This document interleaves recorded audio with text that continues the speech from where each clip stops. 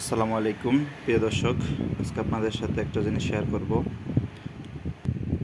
যাদের শরীর দুর্বল থাকে ভিতর থেকে এবং বিভিন্ন সমস্যায় জর্জরিত থাকেন, তাদের জন্য আজকে একটা মিশ্র জুস এবং মিল্কশেক দেখাবো আপনাদেরকে কিভাবে তৈরি করবেন। সেই প্রসেসিংটা আমি পরে আপনাদেরকে দেখাবো এবং ঠিক এরকমভাবে ঘন হবে।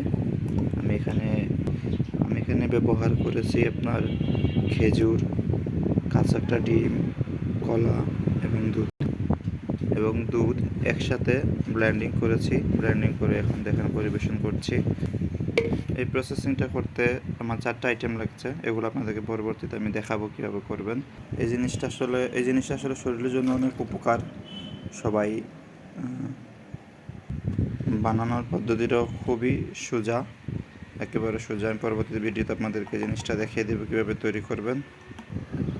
ভালো থাকবেন এবং আমার নতুন ইউটিউব চ্যানেল সাবস্ক্রাইব করবেন এবং শেয়ার করবেন।